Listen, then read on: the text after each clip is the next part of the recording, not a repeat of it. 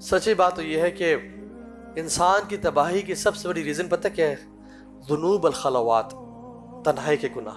ابن القیم کہتے ہیں کہ انسان کو بلند کرنے والی چیز تنہائی کی نیکیاں ہیں، اور انسان کو تباہ کر دینے والی چیز تنہائی گناہ ہیں۔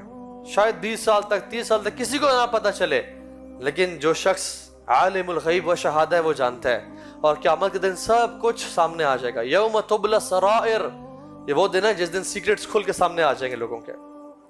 ایک بھائی بتا رہے تھے، کہتے ہیں میں گناہ کی حالت میں تھا اور لیپ ٹاپ میں نے کھولا ہوا تھا، اس میں کچھ فحش چیز دیکھ رہا تھا۔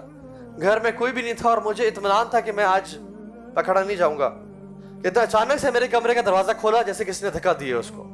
کہتے ہیں میں چھلانگ مار کے اٹھا اور میرا دل اتنا دھڑک رہا تھا کہ مجھے اپنے دل کی آوازیں کان تک محسوس ہو رہی تھیں، اور میں نے دیکھا میری پالتو بلی تھی۔ کہتے ہیں مجھے اتنی شرم آئی کہ رب العالمین مجھے دیکھ رہے تھے، اور میں اطمینان اور سکون سے گناہ کر رہا تھا، اور میری پالتو بلی سے میں ڈر گیا۔ سلف صالحین کہتے ہیں کہ لوگوں، گناہ کرنا تنہائی میں، اس سے بڑا گناہ یہ کسی کے آنے پہ اس گناہ کو چھوڑ دینا۔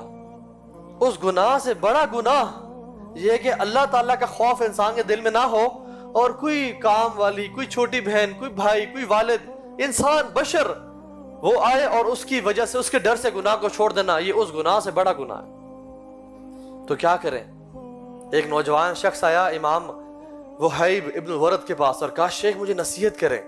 تو انہوں نے جو نصیحت کی نا وہ دل پھاڑ دینے والی نصیحت ہے۔ انہوں نے کہا کہ میرے بیٹے، اتقی ان یکون اللہ اہون الناظرین الیک، اے میرے بیٹے ڈرنا اس بات سے کہ تو دیکھنے والوں میں سے سب سے نیچے جس کو کھڑا کر دے وہ رب العالمین کی ذات ہو۔